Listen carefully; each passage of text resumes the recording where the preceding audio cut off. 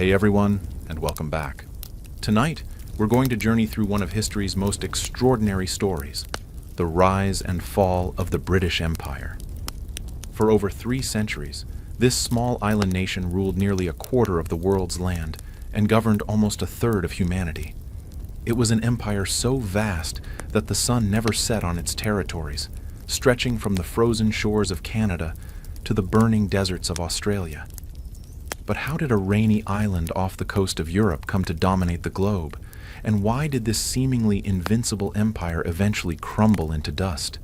Tonight, we'll explore the ambition, the brutality, the genius, and the ultimate hubris of the greatest empire the world has ever known. So settle in, dim the lights, and let me tell you the story of how Britain conquered the world, and why it couldn't hold on to it forever. Every empire begins with a dream, and Britain's dream was born from water. Surrounded by the gray-green seas that both protected and imprisoned it, this small archipelago sat like a fortress off the coast of Europe, close enough to smell the smoke of continental wars, far enough away to watch them burn from a safe distance. In the early 1600s, Britain was hardly the master of anything beyond its own shores. It was a collection of fractured kingdoms, England, Scotland, Wales, and Ireland, often at war with each other, frequently invaded by foreign armies, economically dependent on selling wool to Dutch merchants. The idea that this rain-soaked, fog-shrouded island would one day rule India, Australia, and half of Africa would have seemed like the fantasy of a madman. But the sea that surrounded Britain was not just a barrier, it was a highway. And the English, perhaps because they had no choice, learned to read that highway better than anyone else in the world. The transformation began with a single moment of defiance. In 1588, when the Spanish Armada, 130 ships carrying 30,000 men, sailed up the English Channel like a floating city of conquest, it seemed unstoppable. Spain was the superpower of the age, master of the Americas, controller of the world's silver mines, the sword arm of Catholic Europe. But the English had something the Spanish didn't expect: desperation married to innovation. Their ships were smaller, faster, more maneuverable. Their captains were pirates turned patriots, men like Francis Drake who had learned to fight by stealing Spanish treasure. When the two fleets met in the narrow waters off the English coast, it wasn't just a battle between navies. It was a clash between two different ways of seeing the world. The Spanish fought like soldiers, trying to board enemy ships and engage in hand-to-hand combat. The English fought like merchants, staying at a distance, using their cannons to pound the enemy into submission. It was the difference between medieval chivalry and modern warfare, between honor and efficiency. When the storms came and scattered the Spanish fleet, the English claimed it was divine intervention. Perhaps it was. Or perhaps it was simply the first sign that the future belonged not to the largest armies, but to the most adaptable minds. The defeat of the Armada was more than a military victory. It was a psychological transformation. For the first time, the English began to see themselves not as a peripheral European kingdom, but as a potential maritime power. The sea, which had once been their prison, became their pathway to the world. Queen Elizabeth I understood this transformation instinctively. She began to encourage English privateers, legalized pirates really, to raid Spanish treasure ships returning from the Americas. Men like Francis Drake and Walter Raleigh became national heroes, bringing home Spanish gold and tales of distant lands ripe for conquest. But it was the establishment of joint stock companies that truly launched the British Empire. These were something new in the world. Private corporations with the power to wage war, sign treaties, and govern territories. They were capitalism armed with cannons, commerce backed by conquest. The Muscovy Company, founded in 1555, opened trade with Russia through the frozen Arctic seas. The Levant Company, established in 1592, traded with the Ottoman Empire, bringing back silk and spices from the mysterious East. And in 1600, the most important of all was chartered, the East India Company. The East India Company's motto was simple: trade follows the flag. But in practice, it was often the other way around. The flag followed trade. The company's first voyage to India in 1601 was a modest affair. 4 ships carrying English wool and hoping to return with Indian spices. but it marked the beginning of a relationship that would transform both Britain and India, making one the master of the world and reducing the other to colonial subjugation. Meanwhile, across the Atlantic, English colonists were establishing footholds in the New World. Jamestown, founded in 1607, was a disaster. Most of the colonists died of disease and starvation. The settlement survived by the thinnest of margins, sustained by tobacco cultivation and the brutal exploitation of enslaved Africans. The Pilgrims who landed at Plymouth Rock in 1620 were fleeing religious persecution, not seeking empire. But they carried with them something more powerful than armies: the English language, English law, and English ideas about property, government, and individual rights.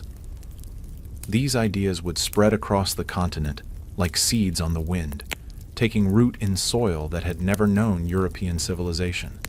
By 1650, England had established colonies in Virginia, Massachusetts, Maryland, and the Caribbean islands of Barbados and Jamaica. These were not yet the jewels of a global empire.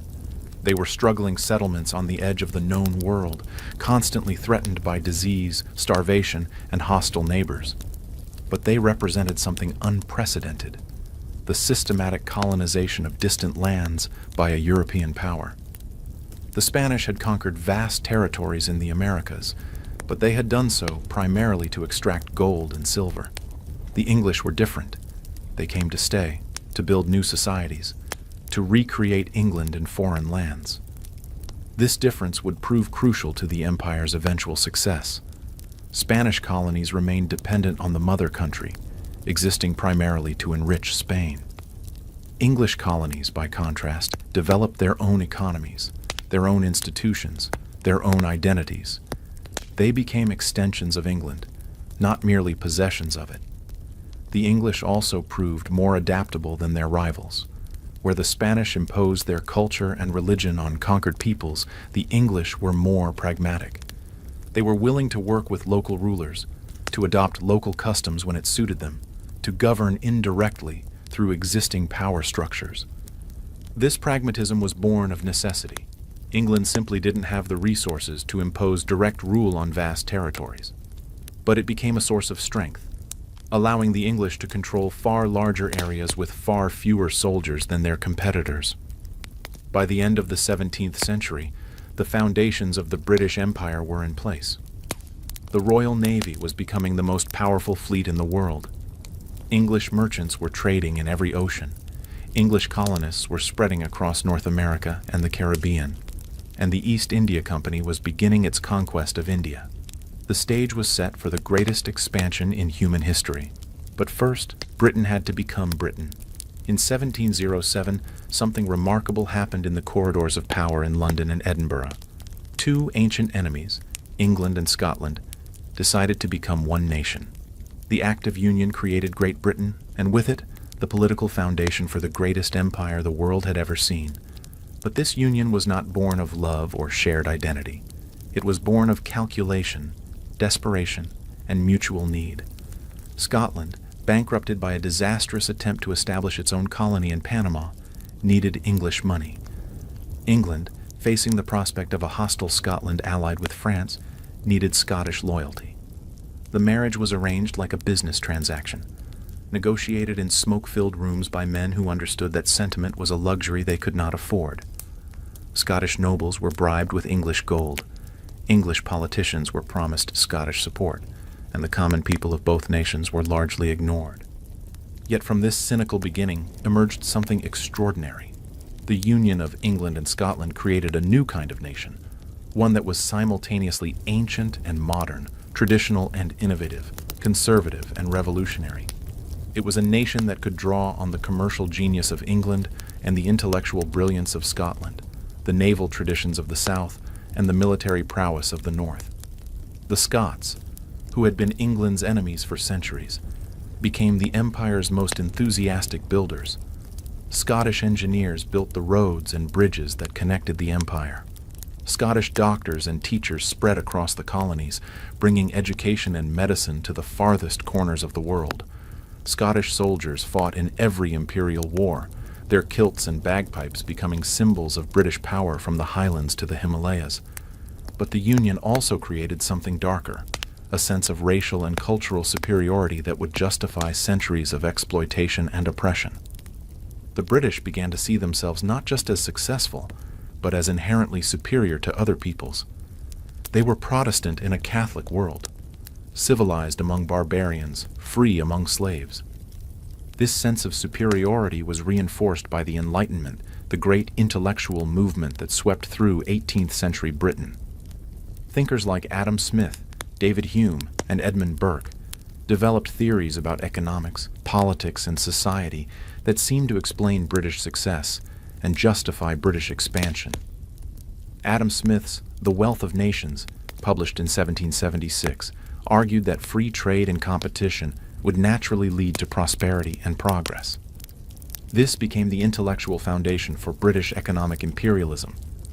The idea that opening global markets to British goods was not just profitable, but morally beneficial to all mankind. Edmund Burke's writings on government and society provided a philosophical justification for British rule over backward peoples. The British, Burke argued, had a duty to govern those who were incapable of governing themselves, to bring civilization to the uncivilized, to impose order on chaos. These ideas were not just academic theories.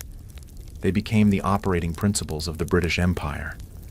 Every conquest was justified as a civilizing mission, every exploitation rationalized as economic development, every act of oppression explained as necessary discipline.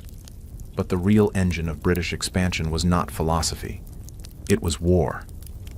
The 18th century was an age of almost constant conflict as European powers fought for dominance in Europe, America, and Asia. And in these wars, Britain discovered its greatest advantage: the ability to fight on multiple fronts simultaneously while its enemies were trapped on land. The 7 Years' War, fought from 1756 to 1763, was the first truly global conflict in human history. It was fought on 3 continents and every ocean, from the forests of North America to the plains of India, from the Caribbean islands to the coasts of Africa. In North America, British and colonial forces captured Quebec and Montreal, ending French rule in Canada. The death of General James Wolfe on the Plains of Abraham became the stuff of legend, a young hero dying in the moment of victory, his last words reportedly being, "Now God be praised, I will die in peace." In India, Robert Clive's victory at the Battle of Plassey in 1757 gave the East India Company control of Bengal, the richest province in the subcontinent. It was a battle won not by superior tactics, but by superior corruption. Clive had bribed the enemy's generals to switch sides at the crucial moment. In the Caribbean, British forces captured the French sugar islands of Guadeloupe and Martinique, adding their wealth to the growing imperial treasury. In Africa, British traders established new posts along the coast, feeding the growing demand for enslaved labor in the American colonies. The Peace of Paris in 1763 marked Britain's emergence as the world's dominant power. France ceded Canada and all its North American territories east of the Mississippi. Spain, which had allied with France, gave up Florida. Britain now controlled the eastern half of North America and was the undisputed master of India. But victory came with a price that would ultimately prove fatal to the empire's unity. The war had cost Britain £140 million, more than the government's entire annual revenue. The national debt had doubled, and Parliament was desperate to find new sources of revenue. The obvious solution was to tax the American colonies, which had benefited from British protection during the war. The Stamp Act of 1765 required colonists to pay a tax on all printed materials: newspapers, legal documents, playing cards, even dice. It seemed reasonable to British politicians. The colonists should pay for their own defense. But the colonists saw it differently. They had no representation in Parliament, so how could Parliament tax them? No taxation without representation became the rallying cry of American resistance. What began as a dispute over taxes escalated into a constitutional crisis, then into armed rebellion, and finally into a war for independence that would tear the empire apart. The American Revolution was Britain's first great imperial disaster, but it was also a learning experience. The loss of the 13 colonies was more than a military defeat. It was a psychological shock that forced the British to reconsider their entire approach to empire. The old system of governing colonies through local assemblies and traditional elites had failed. The new system would be based on direct rule, professional administration, and overwhelming military force. The empire that emerged from the ashes of the American Revolution would be more centralized, more efficient, and more ruthless than anything that had come before. But it would also be more fragile, because it would be held together not by shared identity and common interests, but by fear and force alone. In the aftermath of the American Revolution, Britain faced a choice that would define the next century of human history. It could retreat from empire, accepting the loss of America as proof that distant territories were too expensive and dangerous to hold, or it could double down, using the lessons learned from defeat to build an even greater empire. Britain chose empire, but this new empire would be different from what had come before. It would be built not by settlers seeking new homes, but by merchants seeking new markets, not by soldiers conquering territory, but by administrators governing populations, not by the sword alone, but by the ledger book and the steam engine. The East India Company became the laboratory for this new kind of imperialism. What had begun as a trading venture had evolved into something unprecedented in human history, a private corporation that governed more people than lived in all of Europe. The company's employees weren't just merchants, they were soldier administrators, men who fought wars in the morning and balanced ledgers in the afternoon. In India, the company found a subcontinent in chaos. The Mughal Empire, which had once ruled most of India with magnificent splendor, was collapsing like a house built on sand. Local rulers fought each other for territory and influence, while French and English traders competed for commercial advantages. It was a perfect opportunity for ambitious men with flexible morals and superior firepower. Robert Clive embodied this new breed of imperial entrepreneur. A clerk turned soldier, he understood that in the modern world, commerce and conquest were inseparable. At the Battle of Plassey in 1757, Clive's small army of 3,000 men defeated the Nawab of Bengal's force of 50,000. It wasn't superior tactics that won the day. It was superior corruption. Clive had bribed the Nawab's generals to switch sides at the crucial moment. The victory at Plassey gave the East India Company control of Bengal, the richest province in India. Suddenly, a trading company found itself governing 20 million people and collecting taxes from an area larger than Britain itself. The wealth that flowed from Bengal would finance Britain's wars against Napoleon and fund the Industrial Revolution that was transforming the British Isles. But the company's success came at a terrible cost to India. The Bengal famine of 1770 killed 10 million people, 1/3 of the province's population. Company officials, focused on extracting maximum revenue for shareholders in London, had ignored the warning signs of crop failure and continued to demand tax payments even as people starved in the streets. This was the dark heart of the new imperialism, the reduction of human beings to economic units, the treatment of entire civilizations as sources of profit. The company's administrators didn't see themselves as tyrants. They saw themselves as rational managers, applying scientific principles to the business of government. Warren Hastings, the first Governor-General of India, tried to reform the company's administration and reduce the worst abuses.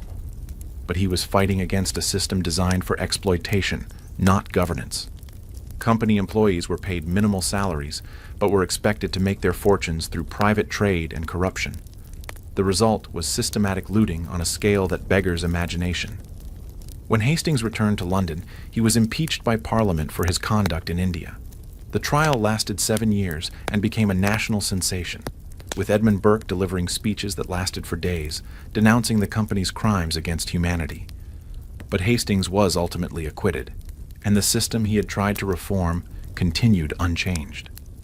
Meanwhile, the Industrial Revolution was transforming Britain into something the world had never seen.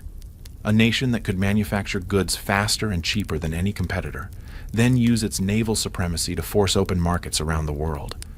It was capitalism armed with gunboats, free trade enforced at the point of a bayonet. Steam engines pumped water from coal mines, allowing deeper excavation and more coal production. Steam-powered textile mills produced cloth faster than armies of hand weavers. Steam locomotives carried goods across the country at unprecedented speed. And steam-powered ships freed Britain from dependence on wind and weather, allowing year-round navigation to every corner of the globe. The transformation was visible everywhere. Manchester, once a sleepy market town, became a roaring industrial city of cotton mills and smoking chimneys. The air was thick with soot, the rivers ran black with industrial waste, and the workers lived in slums that shocked even hardened observers. But the mills ran day and night, producing cloth that undersold traditional craftsmen everywhere. British factories could produce goods so cheaply that they destroyed local industries across the globe. Indian weavers, who had once supplied fine cotton cloth to the world, found themselves unable to compete with machine-made textiles from Manchester. The irony was bitter. Indian cotton was shipped to Britain, manufactured into cloth, then sold back to India at prices that destroyed the local textile industry. This process, extracting raw materials from colonies and selling them back as finished goods, became the foundation of the imperial economy. Australia provided wool, Canada provided timber, the Caribbean provided sugar, and India provided cotton and indigo. All of these materials were processed in British factories and sold around the world at enormous profit. The Royal Navy enforced this system with ruthless efficiency. British warships patrolled every ocean, protecting British merchants and intimidating potential competitors. The Navy's mission was simple: keep the sea lanes open for British trade and closed to everyone else when necessary. The Opium Wars with China perfectly illustrated this system in action. The Chinese Empire, proud and self-sufficient, had little interest in British manufactured goods. The Chinese had silk, tea, and porcelain that Europeans craved, but they saw no need for European products in return.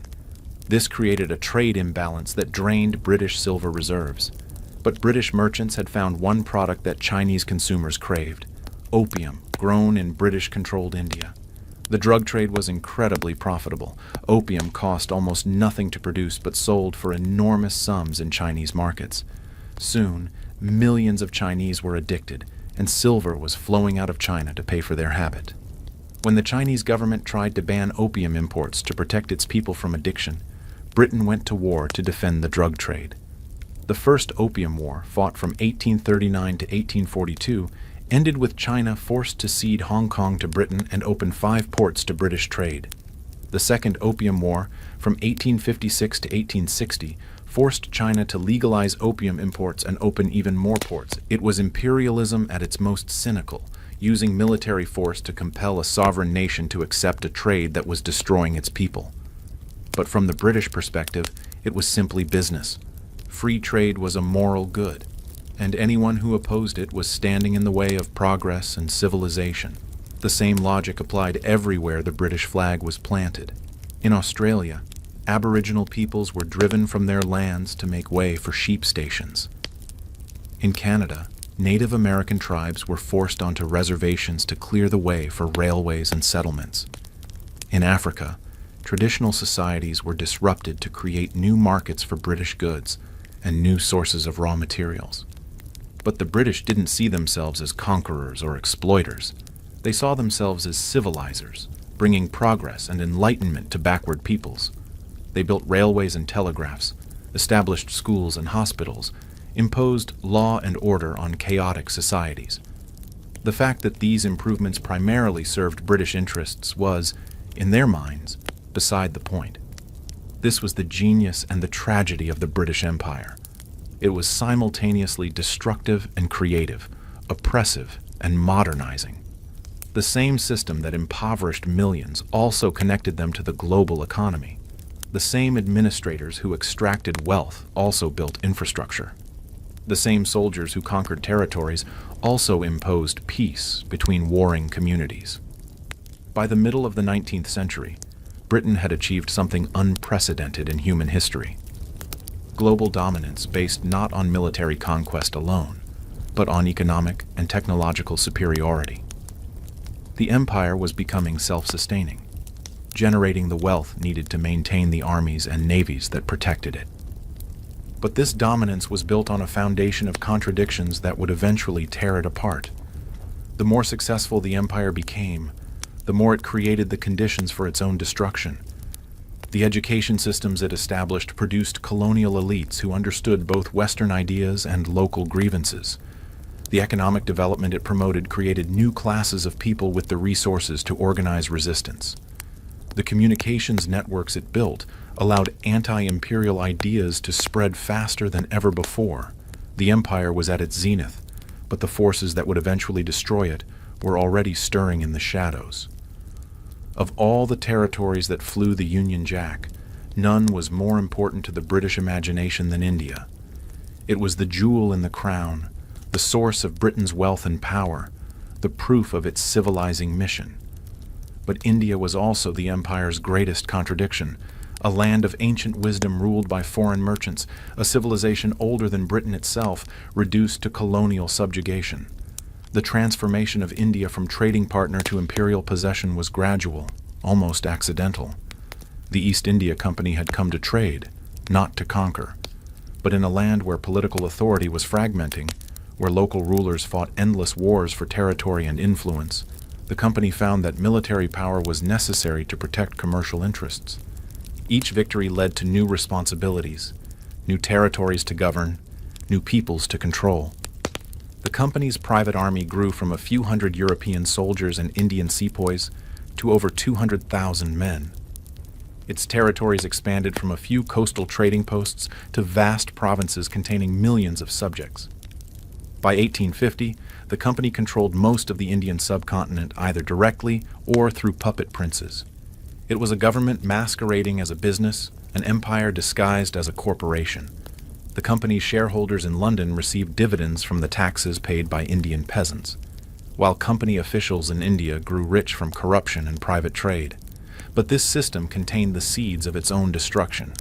The company's rule was extractive and exploitative, designed to maximize revenue for shareholders rather than promote the welfare of Indian subjects. Taxes were set at crushing levels, forcing peasants to grow cash crops for export rather than food for local consumption. Traditional industries were destroyed by competition from British manufactured goods. Famines became more frequent and more deadly as the old systems of grain storage and distribution were dismantled.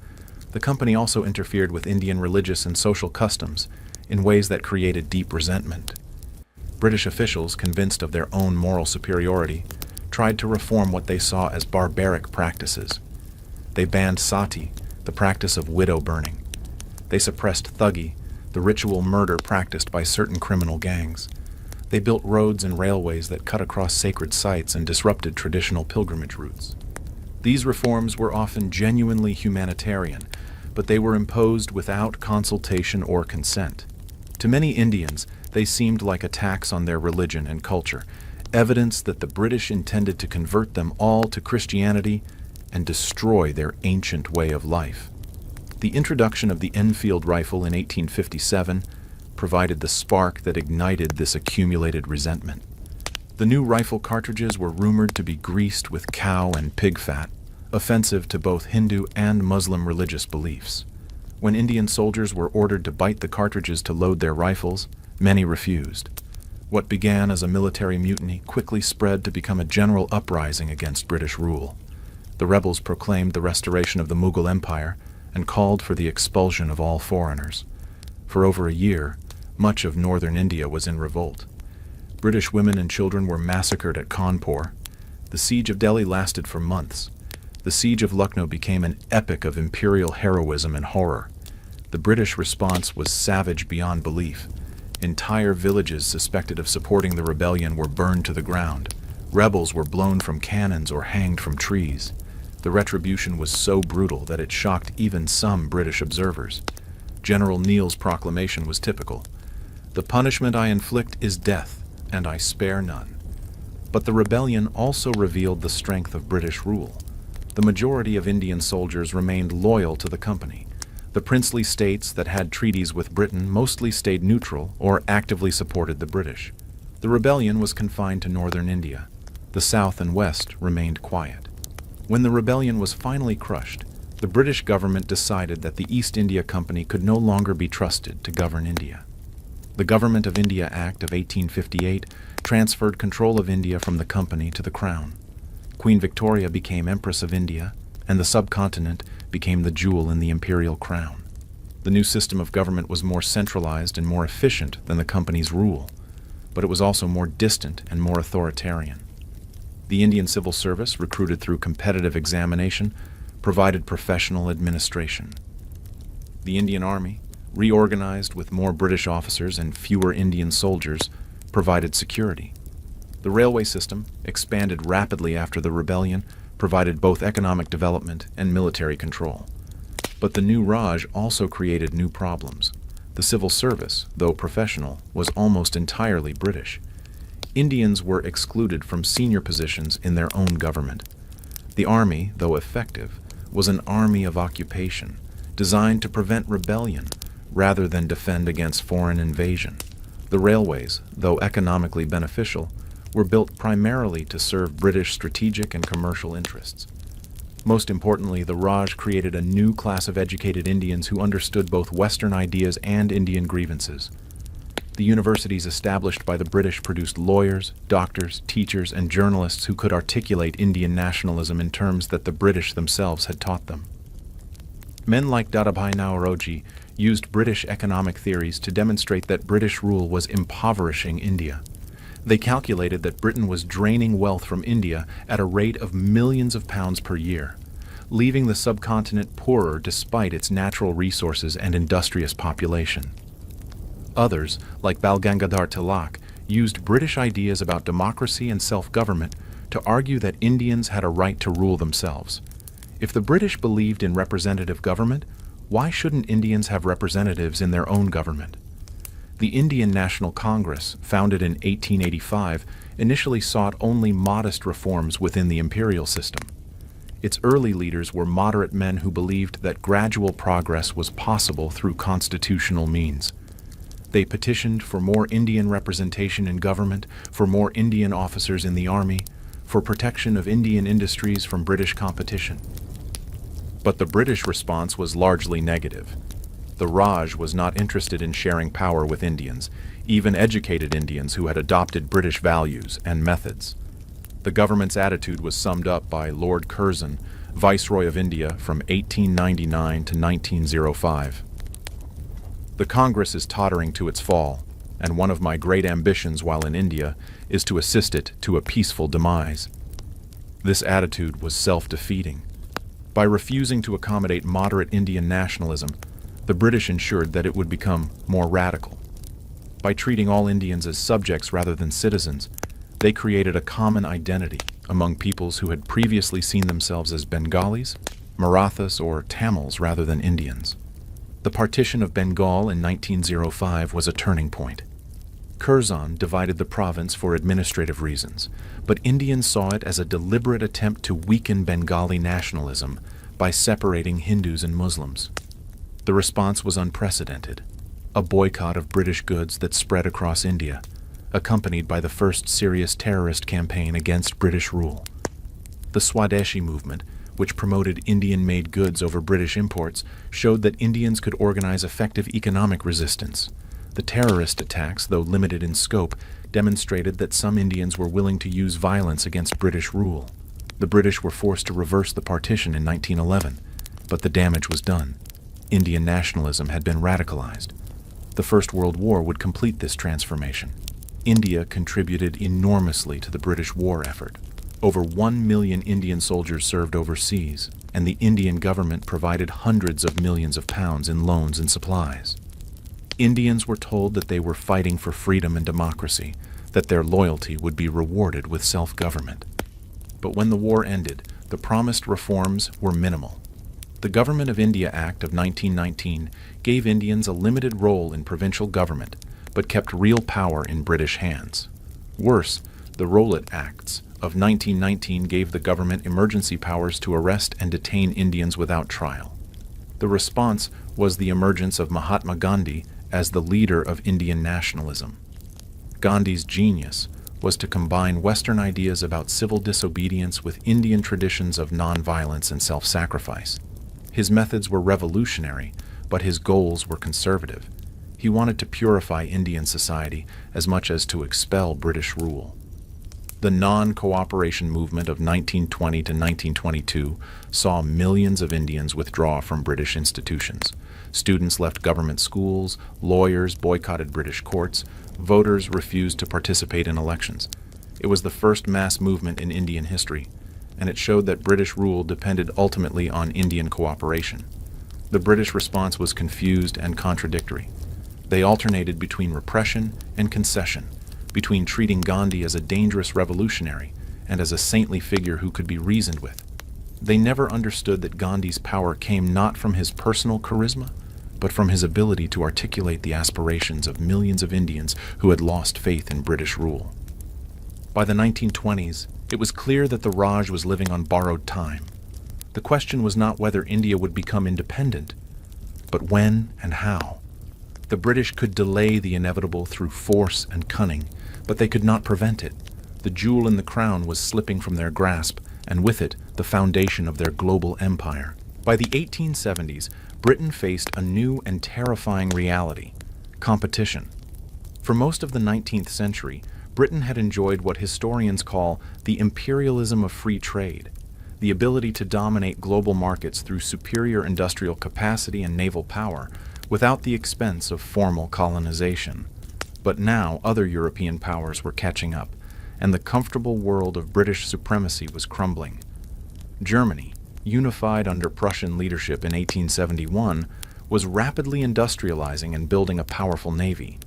France, recovered from its humiliating defeat in the Franco-Prussian War, was seeking to restore its prestige through colonial expansion. Russia was pushing south toward India and east toward the Pacific. Even small countries like Belgium were carving out colonial empires in Africa. The result was what historians call the scramble for Africa, the most rapid and complete colonization of a continent in human history. In 1870, Europeans controlled only 10% of Africa. By 1900, they controlled 90%. It was a feeding frenzy of imperial ambition, with European powers grabbing territory as fast as they could survey it. Britain's strategy was to secure the most valuable territories before its competitors could claim them. The Cape Colony in South Africa controlled the sea route to India. Egypt controlled the Suez Canal, the shortcut to the east. Nigeria controlled the palm oil trade. Kenya controlled the headwaters of the Nile. Each territory was a piece in a global puzzle, valuable not just for its own resources but for its strategic position in the imperial system. Cecil Rhodes, the diamond magnate who dreamed of building a railway from Cape Town to Cairo, embodied this new aggressive imperialism. Rhodes believed that British expansion was not just profitable, but morally necessary, that the Anglo-Saxon race had a duty to civilize the world, and that more territory under British rule meant more happiness for humanity. The British South Africa Company, chartered in 1889, was Rhodes's vehicle for expansion. Like the old East India Company, it was a private corporation with governmental powers, the right to make treaties, maintain armies, and administer territories. The company conquered what would become Rhodesia, adding 500,000 square miles to the empire. But the scramble for Africa brought Britain into conflict with both European powers and African peoples who had no intention of being colonized.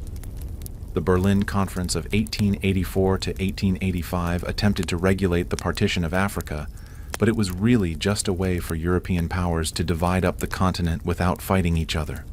The conference established the principle of effective occupation, that European claims to African territory had to be backed by actual administration and control. This led to a race to establish trading posts, sign treaties with local chiefs, and plant flags in remote corners of the continent. The Africans themselves were not consulted. They were simply obstacles to be overcome, or allies to be bought. The human cost of this scramble was enormous. The Congo Free State, established by King Leopold of Belgium, became a byword for colonial brutality. The Belgian administration used forced labor to extract rubber and ivory, killing millions of Congolese in the process. The German suppression of the Herero and Nama peoples in southwest Africa was genocide by any definition, wiping out entire ethnic groups. Britain's record was not much better. The conquest of Sudan involved the systematic destruction of the modest state and the massacre of its defenders at the Battle of Omdurman in 1898. Winston Churchill, who participated in the battle as a young cavalry officer, described it as the most signal triumph ever gained by the arms of science over barbarians. The Zulu War of 1879 saw British forces suffer a devastating defeat at Isandlwana before finally crushing Zulu resistance at Ulundi. The war was fought ostensibly to protect British settlers, but its real purpose was to destroy the last independent African kingdom in southern Africa. Most challenging of all were the Boer Wars in South Africa. The Boers, Dutch-speaking farmers who had been in South Africa for 2 centuries, had established independent republics in the Transvaal and Orange Free State. When gold was discovered in the Transvaal in 1886, British interest in the region intensified dramatically. The Second Boer War, fought from 1899 to 1902, was Britain's most difficult colonial conflict. The Boers, fighting on their home territory with superior knowledge of the terrain, proved to be formidable opponents. They used guerrilla tactics that frustrated British attempts at conventional warfare. The British response was to implement a scorched earth policy, burning Boer farms and herding civilians into concentration camps. Over 26,000 Boer women and children died in these camps, mostly from disease and malnutrition. It was a preview of the total warfare that would characterize the 20th century. The war cost Britain £200 million and required 450,000 troops to defeat 60,000 Boer fighters. It was a Pyrrhic victory that damaged Britain's international reputation and revealed the limits of imperial power. The empire could still win wars, but only at enormous cost and with methods that shocked the civilized world. Meanwhile, in Asia, Britain was facing new challenges to its dominance. The opening of the Suez Canal in 1869 had shortened the route to India, but it had also made the empire more vulnerable to disruption. The canal was controlled by a French company, and France remained Britain's greatest rival in the region. The British response was to buy a controlling stake in the Canal Company in 1875, using money borrowed from the Rothschild banking house. It was a brilliant coup that gave Britain control of the most important waterway in the world, but it also committed Britain to defending Egypt, which controlled the canal's southern terminus. The Egyptian crisis of 1882 forced Britain to choose between its economic interests and its liberal principles. A nationalist uprising led by Colonel Ahmed Urabi threatened to overthrow the pro-British government and nationalize the canal. Britain could have accepted Egyptian independence, but that would have meant losing control of the route to India. Instead, Britain invaded Egypt and established a veiled protectorate that would last until 1956. The occupation was supposed to be temporary, but temporary occupations have a way of becoming permanent. Egypt became another piece in the imperial puzzle, valuable not for its own sake, but for its strategic position. The same pattern was repeated across the globe. Britain acquired territories not because it wanted them, but because it couldn't afford to let other powers have them. The empire was becoming a victim of its own success, forced to expand to protect what it already had. By 1900, the British Empire covered 11 million square miles and governed 400 million people. It was the largest empire in human history, but it was also increasingly unwieldy and expensive to maintain.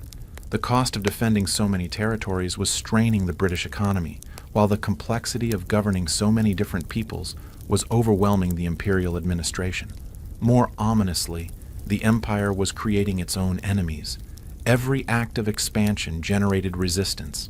Every new territory brought new responsibilities. Every success created new vulnerabilities.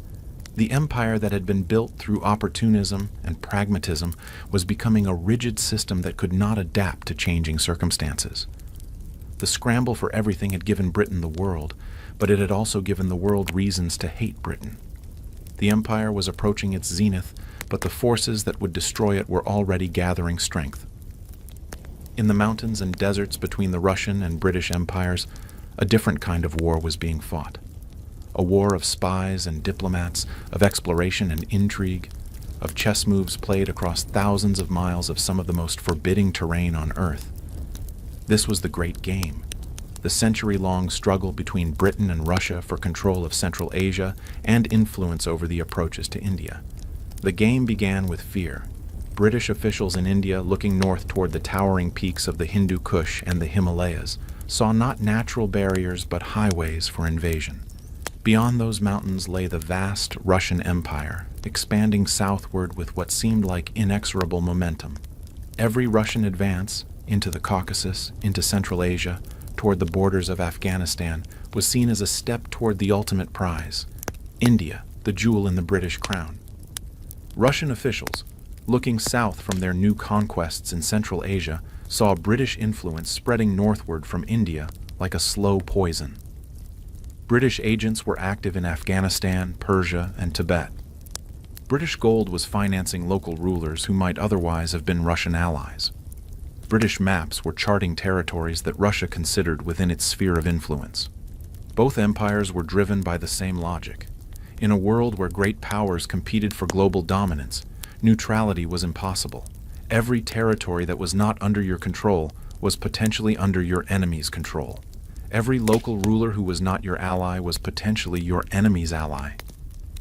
The Great Game was not just about territory. It was about the balance of power in Asia and ultimately the world. The players in this game were extraordinary men. Soldiers, diplomats, explorers, and spies who operated in some of the most dangerous and remote regions on Earth. On the British side, there were men like Alexander Burns, who traveled disguised as a merchant through Afghanistan and Central Asia, mapping territories and assessing the loyalty of local rulers.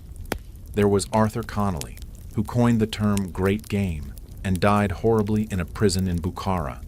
There was Francis Younghusband, who led a military expedition to Tibet and forced the Dalai Lama to sign a treaty opening the country to British influence. On the Russian side, there were men like Nikolai Przewalski, the explorer who mapped vast areas of Central Asia and Tibet while gathering intelligence for the Russian government. There was Mikhail Skobelev, the general who conquered the Central Asian Khanates with a combination of military brilliance and ruthless brutality. There was Count Nikolai Ignatieff, the diplomat who negotiated treaties that extended Russian influence deep into Asia. These men were playing for the highest stakes imaginable. If Russia could establish a secure route to the Indian Ocean, it would break Britain's naval supremacy and threaten the foundation of the British Empire. If Britain could create a buffer zone of friendly states between Russia and India, it could protect its most valuable possession and maintain its global dominance. Afghanistan became the central battleground of the Great Game. This mountainous tribal country controlled the passes between Central Asia and India. Whoever controlled Afghanistan could threaten the other's empire. But Afghanistan was also one of the most difficult countries in the world to conquer and hold, a graveyard of empires where foreign armies came to die. The First Afghan War, fought from 1839 to 1842, was a disaster for Britain.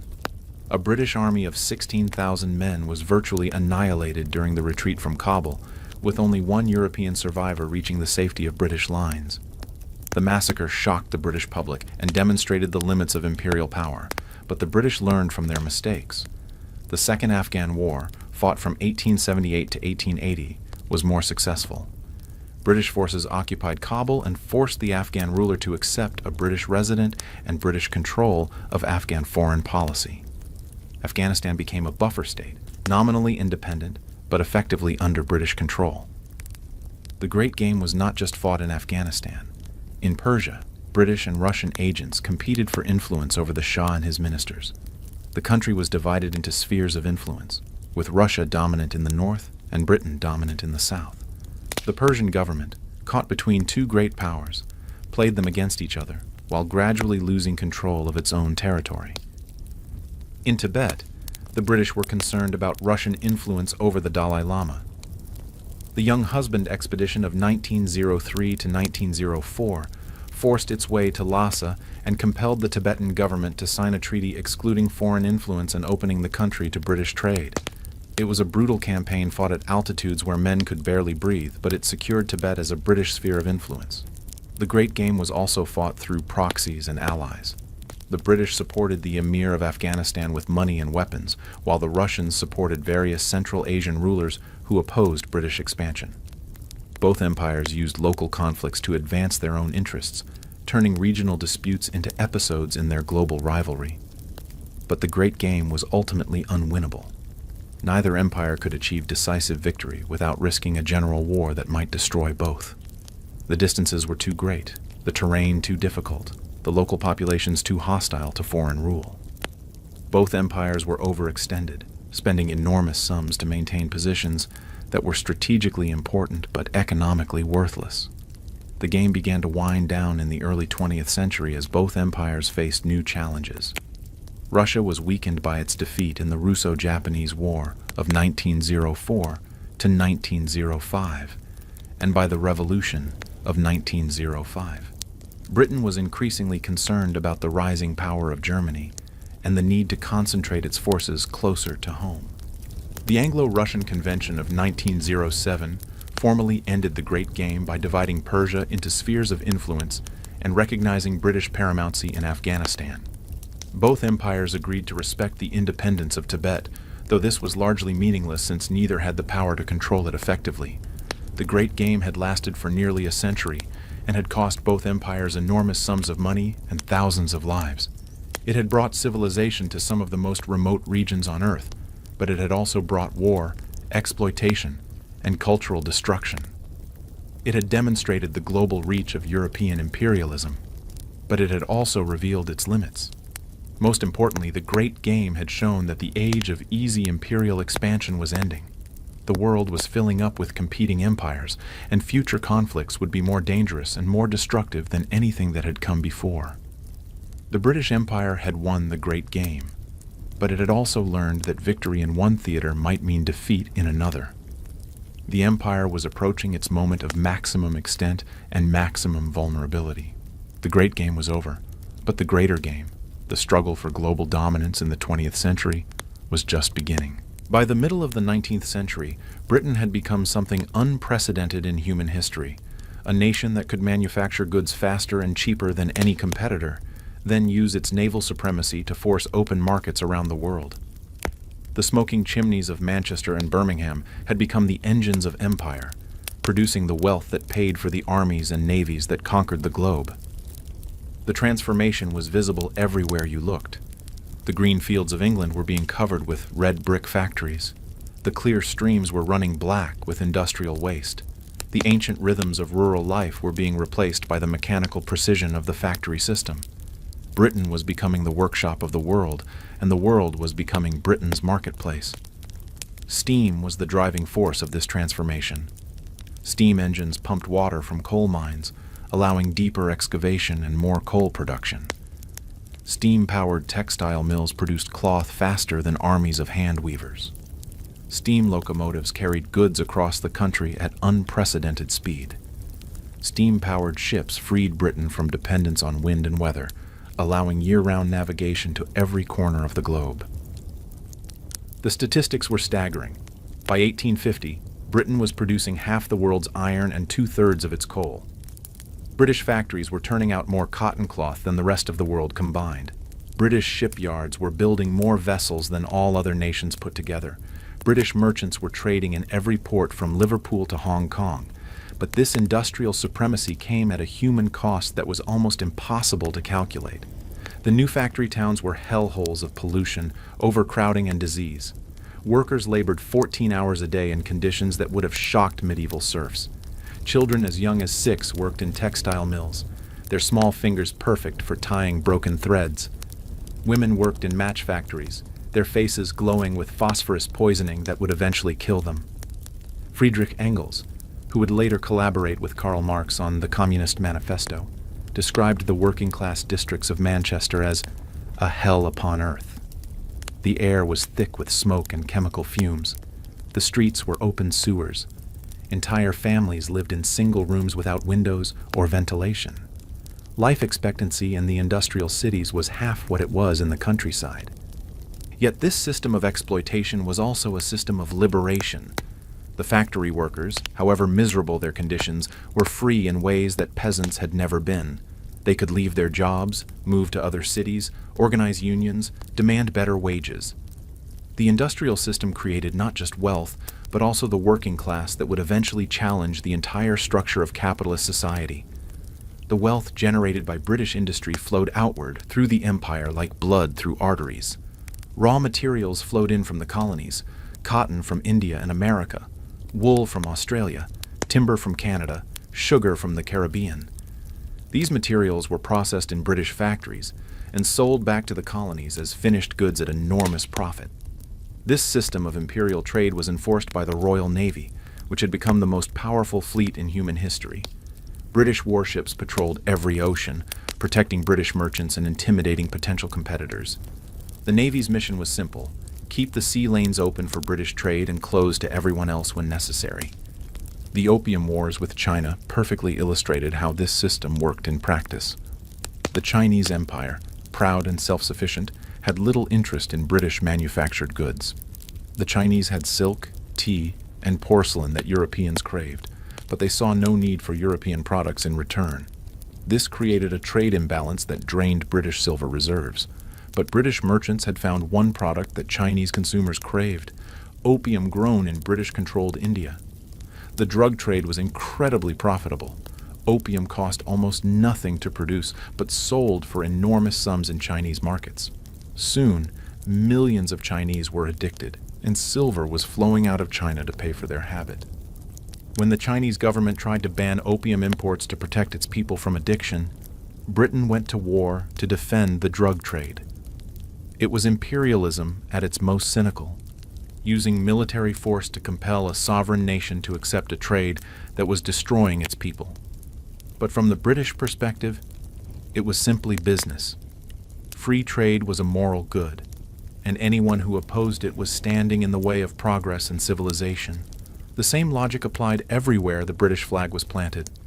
In India, traditional textile industries were destroyed by competition from British machine-made cloth. In Africa, local ironworking was eliminated by cheap British imports.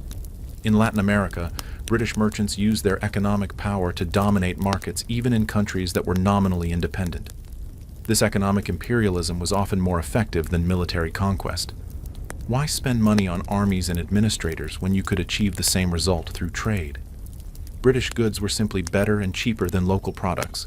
British capital could finance railways and telegraphs that opened up new markets. British expertise could modernize backward economies and make them more productive. But this system also created its own contradictions. The more successful British industry became, the more it created competitors. Other countries began to industrialize, using British technology and British capital to build their own factories. Germany, the United States, and Japan were all learning from the British example and beginning to challenge British supremacy. The education systems that Britain established in its colonies produced local elites who understood both Western technology and local conditions. These men could organize resistance to British rule more effectively than traditional leaders who lacked modern knowledge. The railways and telegraphs that Britain built to control its empire also allowed anti-imperial ideas to spread faster than ever before. Most dangerously, British industrial success was creating a new kind of society: urban, literate, politically conscious, that was increasingly difficult to control through traditional methods. The workers who operated the machines that produced the empire's wealth were also learning to organize unions, political parties, and revolutionary movements. By the end of the 19th century, Britain's industrial supremacy was beginning to fade. Other countries were catching up, using newer technology and more efficient methods. The workshop of the world was becoming just one workshop among many. The empire that had been built on industrial dominance would have to find new ways to maintain its global position. But the habits of mind created by a century of industrial supremacy were hard to break. British leaders continued to believe that their country was naturally superior, that their empire was a force for good in the world, that their dominance was both inevitable and beneficial. This confidence would prove to be both their greatest strength and their fatal weakness in the trials that lay ahead. By the dawn of the 20th century, the British Empire had achieved something unprecedented in human history. It governed nearly 400 million people across 11 million square miles, controlling territories on every continent and in every ocean. The sun never set on the Union Jack, and British power seemed as permanent as the tides. But this vast empire was also becoming a burden that was slowly crushing the nation that had created it. The cost of defending so many territories was straining the British economy. The complexity of governing so many different peoples was overwhelming the imperial administration, and the very success of the empire was creating the conditions for its own destruction. The problem was not just one of size, though size was certainly part of it. How do you govern an empire that stretches from the Arctic tundra of Canada to the tropical jungles of Burma, from the sheep stations of Australia to the diamond mines of South Africa? How do you create common policies for peoples as different as Scottish Highlanders and Indian peasants, Canadian lumberjacks and Egyptian fellahin? The British solution was to govern through a complex hierarchy of different systems. Some territories, like Canada and Australia, were self-governing dominions with their own parliaments and prime ministers. Others, like India, were directly ruled by British administrators. Still others, like the princely states of India or the protectorates of Africa, were governed indirectly through local rulers who accepted British oversight. This system worked, after a fashion, but it was incredibly expensive and increasingly difficult to maintain. The Indian civil service required thousands of British administrators, all of whom had to be recruited, trained, transported, and paid. The Indian Army required hundreds of thousands of soldiers, both British and Indian, to maintain order and defend the frontiers. The Royal Navy required hundreds of ships and tens of thousands of sailors to patrol the sea lanes and protect British commerce.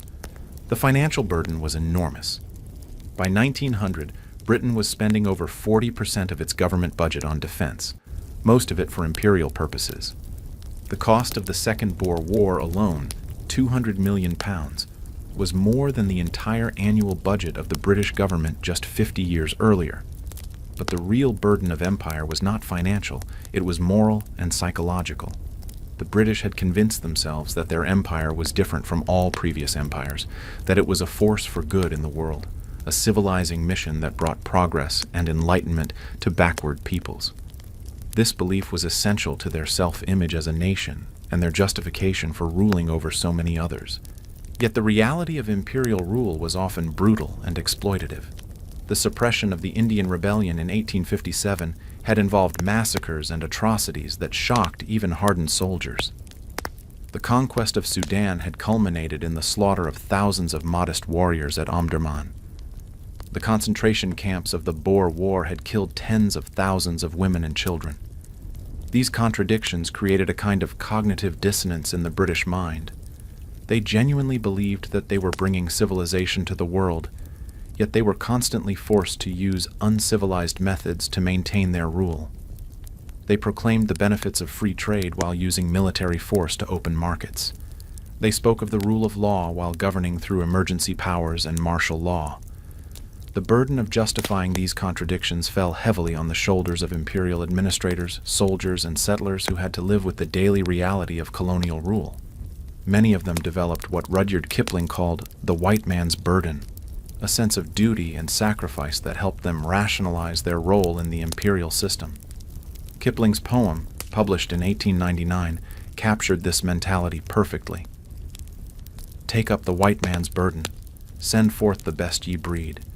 Go bind your sons to exile, to serve your captives' need, to wait in heavy harness on fluttered folk and wild, your new-caught, sullen peoples, half devil and half child. This was not cynical propaganda. It was genuine belief. Many British officials truly saw themselves as servants of humanity, sacrificing their own comfort and safety to bring order and progress to chaotic and backward societies. They built railways and hospitals, established schools and courts, imposed peace between warring tribes and communities. But this paternalistic attitude was also deeply racist and condescending. It assumed that non-European peoples were incapable of governing themselves, that they needed British guidance to achieve civilization, that their own cultures and traditions were obstacles to progress rather than valuable inheritances to be preserved. This attitude was reinforced by the pseudo-scientific racism that was popular in the late 19th and early 20th centuries. Social Darwinism suggested that the British had evolved to a higher level of civilization than other races, that their dominance was natural and inevitable. Anthropology and ethnology provided seemingly scientific justification for treating different peoples as fundamentally different and unequal. The result was a system of racial hierarchy that pervaded every aspect of imperial life. In India, British officials lived in separate cantonments, attended separate clubs, and socialized only with other Europeans. In Africa, white settlers were given the best land while Africans were confined to reserves. In Australia, Aboriginal peoples were treated as a dying race whose extinction was both inevitable and desirable. This racial hierarchy was not just a matter of social custom, it was enforced by law.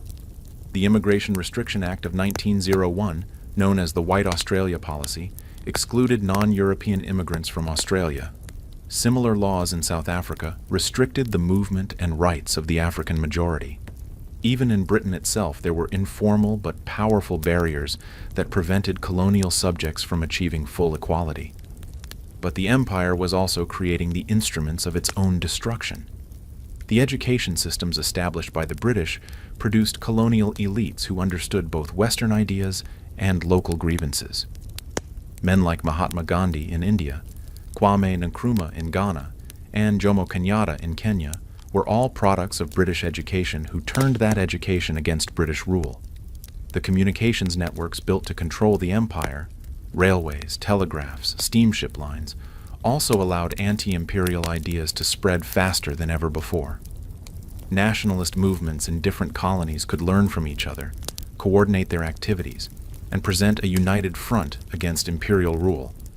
Most importantly, the economic development promoted by the empire created new classes of people with the resources and organization to challenge British dominance. Indian merchants and industrialists, African mine workers, Caribbean sugar workers, all of these groups developed their own interests that often conflicted with imperial policy. By the early 20th century, the British Empire was like a vast machine that was running smoothly, but consuming more and more fuel to maintain its operation. The machine was still powerful, still impressive, still capable of crushing any individual challenge to its authority. But it was also becoming increasingly expensive to operate and increasingly difficult to justify. The burden of empire was becoming heavier with each passing year, and the British were beginning to wonder whether the benefits were worth the cost. The empire that had once been a source of strength was becoming a source of weakness, a commitment that Britain could neither abandon nor afford to maintain. The stage was set for the great crisis that would test the empire's strength and reveal its fundamental contradictions. That crisis would come in the form of 2 world wars that would drain Britain's resources and shatter its confidence in its imperial mission. When the guns of August 1914 began to thunder across Europe, few people understood that they were witnessing the beginning of the end of the British Empire. The Great War, as it came to be known, would test the empire's strength as nothing had before, revealing both its remarkable resilience and its fatal weaknesses. At first, the war seemed to demonstrate the empire's unity and power. From every corner of the globe, British subjects rallied to the flag. Canada, Australia, New Zealand, and South Africa declared war on Germany within days of Britain's declaration. India contributed over 1 million soldiers to the war effort. Even the smallest colonies sent what they could: men, money, and materials for the struggle against the Central Powers. The response was extraordinary.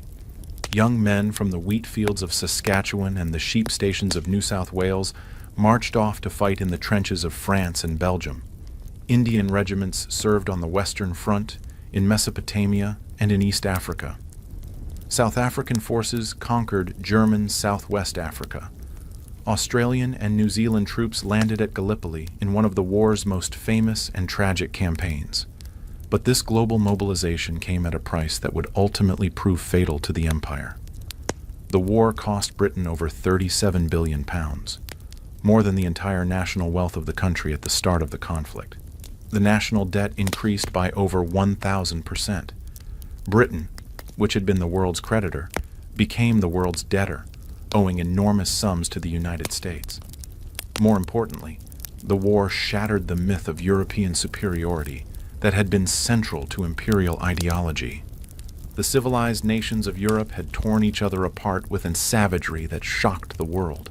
Poison gas, machine guns, and artillery barrages had turned the Western Front into a charnel house where millions died for gains measured in yards. The colonial subjects who had been told that they were fighting for civilization and democracy saw European civilization destroying itself. Indian soldiers who served in France wrote home about the horrors they had witnessed. African porters who carried supplies for British forces in East Africa saw white men killing each other with industrial efficiency. The moral authority of the white race, already questionable, was further undermined by the spectacle of European self-destruction. The war also accelerated political changes that had been building for decades. In India, the contribution to the war effort created expectations of political reform that the British were reluctant to fulfill. The Government of India Act of 1919 gave Indians a limited role in provincial government, but it fell far short of the self-government that many had expected as a reward for their loyalty. The Rowlatt Acts of 1919, which gave the government emergency powers to arrest and detain Indians without trial, seemed to prove that British promises of reform were worthless. The response was the emergence of Mahatma Gandhi as the leader of Indian nationalism with his revolutionary doctrine of nonviolent resistance. The Jallianwala Bagh massacre of April 13, 1919, marked a turning point in British-Indian relations. General Reginald Dyer ordered his troops to fire on an unarmed crowd gathered in a walled garden in Amritsar, killing at least 379 people and wounding over 1,000.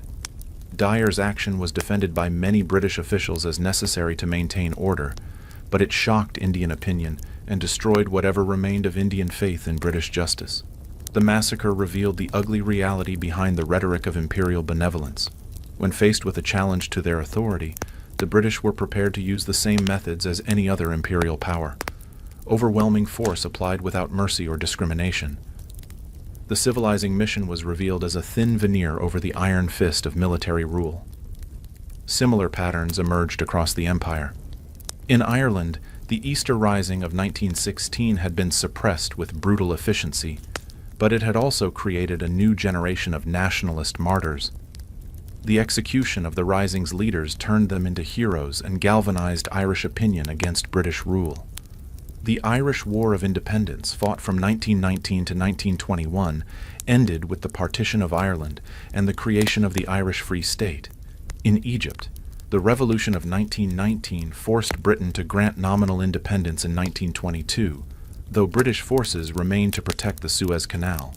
In Iraq, a major rebellion in 1920 required massive military intervention to suppress. Even in the Dominions there were signs of growing independence.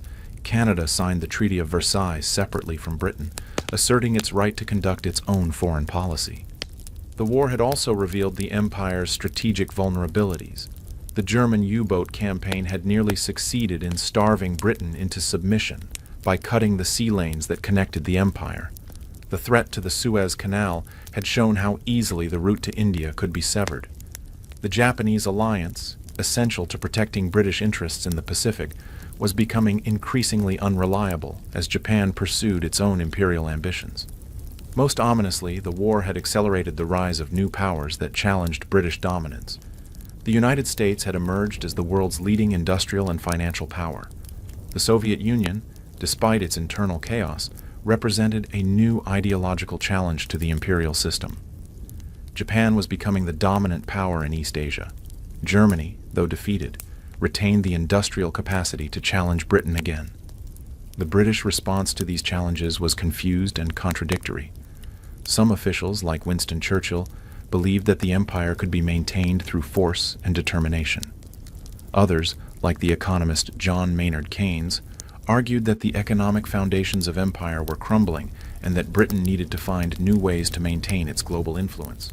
The Washington Naval Conference of 1921 to 1922 symbolized Britain's declining position.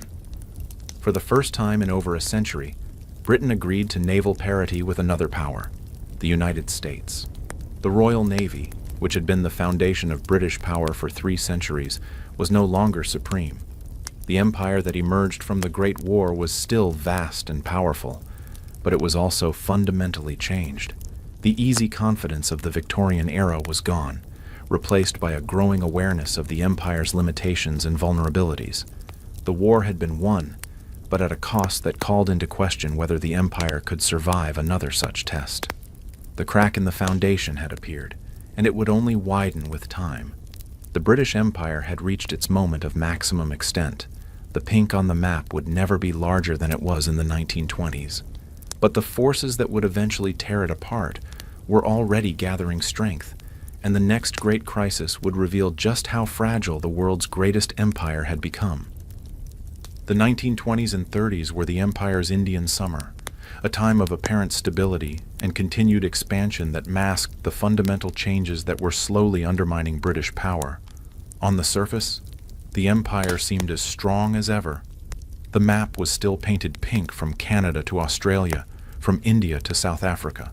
British administrators still governed hundreds of millions of subjects. The Royal Navy still patrolled the world's oceans, but beneath this facade of strength, the empire was slowly dying. The economic foundations of British power were crumbling. The moral authority that had justified imperial rule was being questioned, and new forces, nationalism, communism, fascism, were challenging the entire imperial system. The economic crisis was the most immediate threat. The Great War had transformed Britain from the world's creditor to the world's debtor. The country owed enormous sums to the United States, and the interest payments alone consumed a significant portion of the government budget. The pound sterling, which had been the world's reserve currency for over a century, was under constant pressure. British industry, which had once dominated global markets, was losing ground to competitors in the United States, Germany, and Japan. The old staple industries, textiles, coal, steel, shipbuilding, were in decline, unable to compete with more modern and efficient producers. Unemployment was chronic, reaching over 3 million during the worst years of the Depression.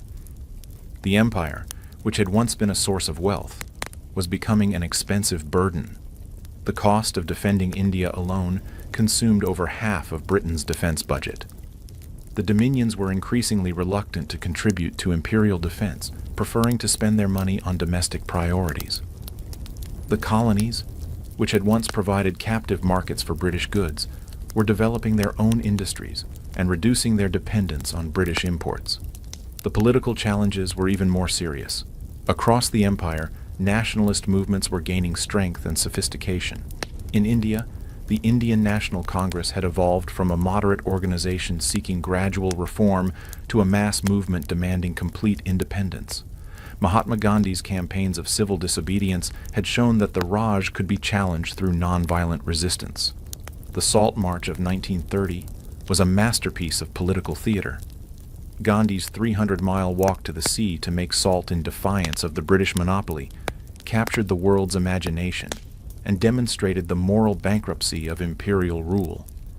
How could the British justify arresting an elderly man for making salt from seawater? The Government of India Act of 1935 attempted to address Indian demands through a complex system of provincial autonomy and federal government, but it was too little, too late. The act satisfied neither British conservatives, who saw it as a dangerous concession to Indian nationalism, nor Indian nationalists, who saw it as an attempt to divide and rule. Similar patterns were emerging across the empire. In Burma, the nationalist movement was gaining strength under leaders like Aung San. In Ceylon, the Donomor Constitution of 1931 granted limited self-government, but failed to satisfy nationalist aspirations. In the Middle East, the Arab Revolt of 1936 to 1939 challenged British rule in Palestine, while nationalist movements in Egypt and Iraq demanded greater independence. Even in the dominions, there were signs of growing independence. The Balfour Declaration of 1926 recognized the dominions as equals of Britain rather than subordinates, fundamentally changing the nature of the imperial relationship. The Statute of Westminster of 1931 gave the dominions complete legislative independence, effectively ending the legal unity of the empire. The rise of fascism and communism posed new ideological challenges to the imperial system. The Soviet Union offered an alternative model of development that appealed to many colonial subjects, particularly intellectuals and workers who had been excluded from the benefits of imperial rule. Fascist Italy and Nazi Germany challenged British power directly, threatening the Mediterranean route to India and the security of the empire's African territories. The Abyssinian crisis of 1935 revealed the empire's weakness in the face of determined aggression. When Mussolini invaded Ethiopia, Britain was unable to take effective action to stop him. The League of Nations imposed sanctions, but they were ineffective without American and German participation. The crisis demonstrated that Britain could no longer act as the world's policeman without the support of other great powers. The Munich crisis of 1938 showed how far British power had declined. Neville Chamberlain's policy of appeasement was not just a moral failure, it was a recognition of Britain's inability to fight a major war without allies. The empire that had once been able to fight on multiple fronts simultaneously was now struggling to defend its own homeland. The outbreak of the Second World War in September 1939 marked the beginning of the end for the British Empire. Unlike the First World War, which had been fought primarily in Europe, this was truly a global conflict that would test every aspect of imperial power. The early years of the war were catastrophic for British prestige. The fall of France in June 1940 left Britain standing alone against Nazi Germany. The Battle of Britain saved the homeland from invasion, but it also revealed how vulnerable the empire had become. The Blitz showed that British cities could be bombed with impunity, shattering the myth of invulnerability that had been central to imperial ideology. The Japanese attack on Pearl Harbor in December 1941 brought the United States into the war, but it also brought Japan into conflict with the British Empire. The fall of Singapore in February 1942 was perhaps the most devastating blow to British prestige in the empire's history. The impregnable fortress fell to a Japanese army that was supposedly inferior to European forces. The surrender of over 100,000 British, Australian, and Indian troops at Singapore shattered the myth of white superiority that had been central to imperial rule. If the British could not defend their own territories against an Asian power, how could they claim to be the natural rulers of Asia? The Japanese conquest of Burma, the Dutch East Indies, and much of the Pacific showed that the age of European imperialism was ending. The old empires were being swept away by new forces that they could not understand or control. The British Empire, which had seemed so permanent and powerful just a few decades earlier, was revealed to be as mortal as any other human institution. The war would ultimately be won, but at a cost that would make the continuation of the empire impossible. The Britain that emerged from the Second World War would be a very different country from the one that had entered it, bankrupt, exhausted, and dependent on American support for its very survival. The twilight of the gods had begun, and there would be no dawn to follow. The Second World War was the British Empire's last great victory, and its final defeat. When the guns fell silent in August 1945, Britain stood among the victors, its flag still flying over vast territories, its prestige apparently intact. But the war had drained the empire's lifeblood, leaving it a hollow shell that would crumble within a generation. The statistics told the story of imperial exhaustion. Britain had spent over £28 billion on the war, more than the entire national wealth of the country in 1939. The national debt had tripled. The country's gold reserves were gone, spent on American weapons and supplies. Britain, which had entered the war as a creditor nation, emerged as the world's largest debtor. More devastating than the financial cost was the human cost. Over 450,000 British and Commonwealth servicemen had died in the war. Entire cities had been reduced to rubble by German bombing. The merchant marine, the lifeline of the empire, had lost over 30,000 men and 4,000 ships to enemy action. But the real damage was psychological. The war had shattered the myth of British invincibility that had been central to imperial rule. The fall of Singapore, the retreat from Burma, the near collapse of the Middle Eastern position, all had shown that the British were not the invincible race they had claimed to be. The colonial subjects who had been told that they were fighting for freedom and democracy took those words seriously. Indian soldiers who had fought in Burma and Italy returned home with new ideas about their rights and capabilities. African soldiers who had served in the Middle East and Far East came back with a broader understanding of the world and their place in it. The war had also accelerated social and political changes that made the old imperial system impossible to maintain. The Labour Party's victory in the 1945 election brought to power men who were skeptical of empire and committed to social reform at home. Clement Attlee, the new prime minister, had long believed that the empire was an expensive anachronism that diverted resources from domestic priorities. The new government faced an impossible choice: maintain the empire or rebuild Britain. The country simply did not have the resources to do both. The decision was made easier by the growing strength of nationalist movements across the empire and the declining strategic value of many imperial territories. India was the first and most important domino to fall. The Indian National Congress and the Muslim League had both supported the war effort, but they had done so on the understanding that independence would follow victory. When the war ended, they were not prepared to wait any longer. The cabinet mission of 1946 attempted to find a formula for Indian unity, but the growing antagonism between Hindus and Muslims made this impossible. The demand for Pakistan, a separate state for the subcontinent's Muslims, could not be ignored. Partition became inevitable, despite its terrible human cost.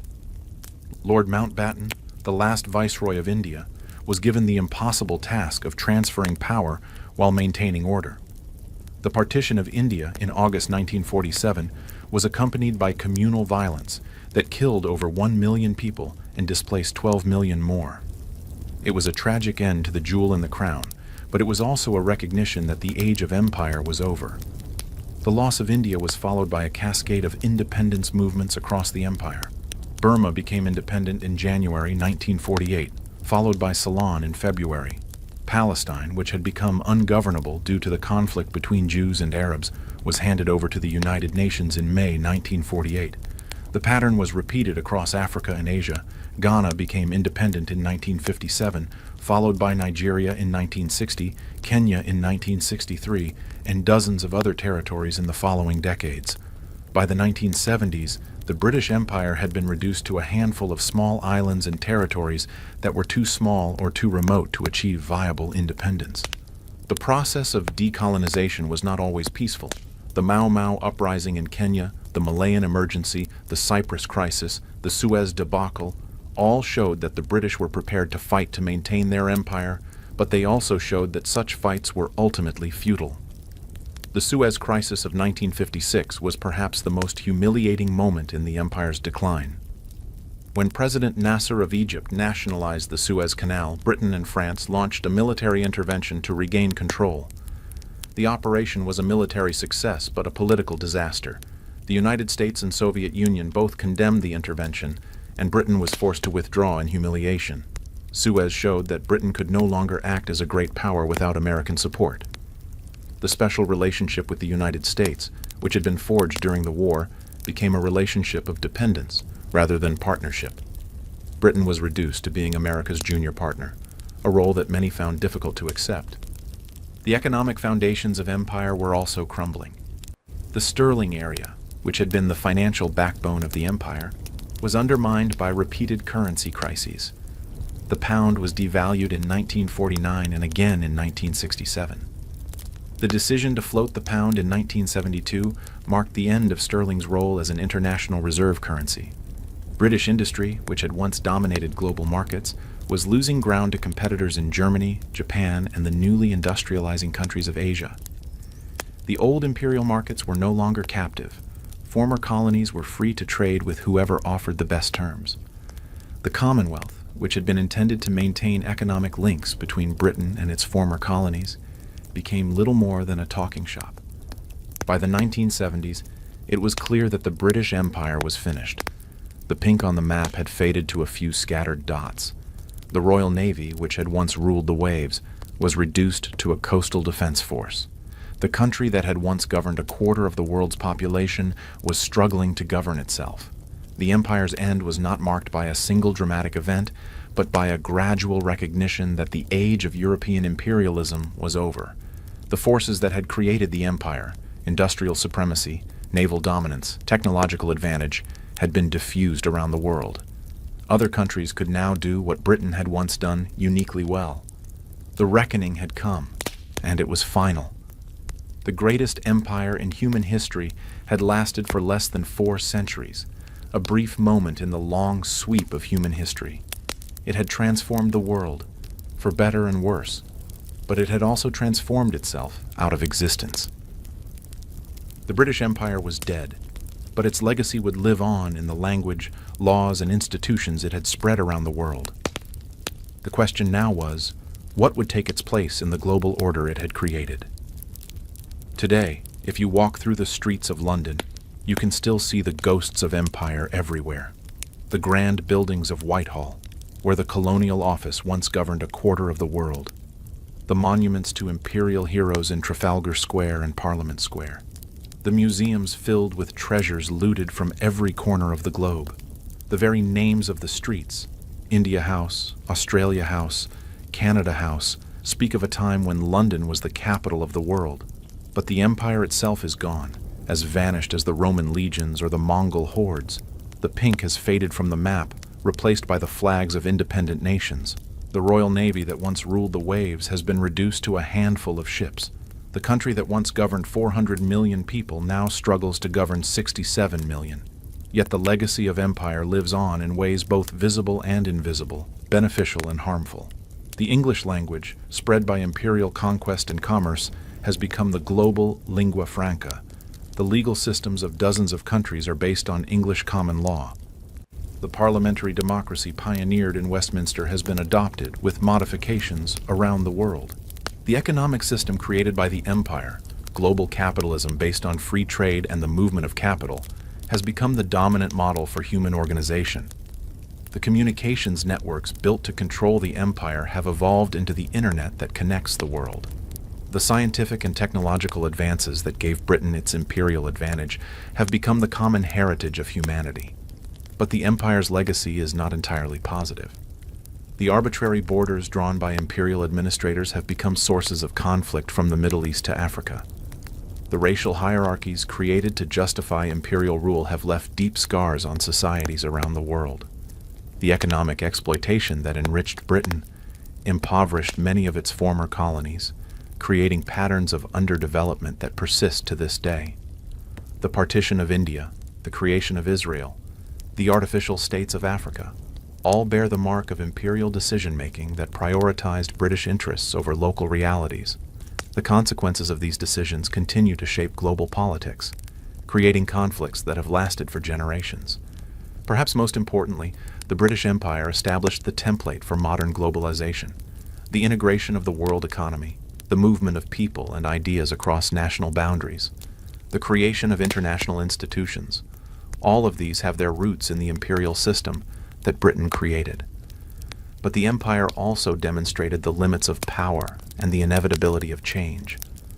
No matter how dominant an empire becomes, no matter how permanent it seems, it carries within itself the seeds of its own destruction. Success breeds complacency, expansion creates overstretch, and the very forces that create empire eventually turn against it. The British learned this lesson the hard way. Their empire collapsed not because of a single catastrophic defeat, but because of a gradual erosion of the foundations of their power. Economic decline, military overstretch, nationalist resistance, and changing global conditions all combined to make the empire unsustainable. The same forces that destroyed the British Empire are at work today. The United States, which inherited Britain's role as the dominant global power, faces many of the same challenges that brought down its predecessor. Economic competition from rising powers, military commitments around the world, domestic political divisions, and changing international norms all threaten American hegemony. China, which suffered under British imperialism for over a century, is now emerging as a potential successor to American dominance. The Belt and Road Initiative, China's ambitious plan to connect Asia, Africa, and Europe through infrastructure investment, bears a striking resemblance to the imperial networks that once connected the British Empire. But the world has changed since the age of European imperialism. The old methods of control, military conquest, economic exploitation, racial hierarchy, are no longer acceptable or effective. Modern empires must be built on different foundations: economic integration, technological innovation, cultural influence, and international cooperation. The British Empire was a product of its time, shaped by the particular circumstances of the 18th and 19th centuries. It could not have existed without the Industrial Revolution, the Scientific Revolution, and the particular balance of global forces that gave Britain its temporary advantage. That world is gone, and it will not return. The future belongs to different forms of organization, different ways of exercising power, different relationships between peoples and nations. The age of empire is over, but the human drive to create order, to build connections, to exercise influence across vast distances continues. The British Empire was both the greatest achievement and the greatest tragedy of the modern age. It connected the world as never before, spreading ideas, technologies, and institutions that have benefited all humanity. But it also exploited and oppressed millions of people, creating hierarchies of race and nation that have poisoned human relations for generations. Understanding this history is essential for understanding our present world. The global economy, the international system, the patterns of development and underdevelopment that shape our world today, all have their roots in the imperial age. We cannot understand where we are without understanding where we came from. The British Empire is dead, but its ghosts still walk among us. They whisper in the languages we speak, the laws we follow, the institutions we inhabit. They remind us that all human achievements are temporary, that all empires rise and fall, that the only constant in history is change itself. The sun has finally set on the British Empire, but it has risen on a new world that the empire helped to create. Whether that world will be better or worse than what came before remains to be seen. But one thing is certain: the age of empire is over, and the age of something else has begun. The story of the British Empire is the story of human ambition and human folly, of great achievements and terrible crimes, of the rise and fall of civilizations. It is a story that reminds us of both the possibilities and the limitations of human power. In the end, perhaps that is the most important lesson of all, that no empire, no matter how great, is eternal. The British learned this lesson, as the Romans learned it before them, as the Americans may learn it in their turn. Power is temporary, but the human story continues. The British Empire conquered the world, but the world, in the end, conquered the British Empire. And in that conquest, perhaps, lies the seed of a better future for all humanity.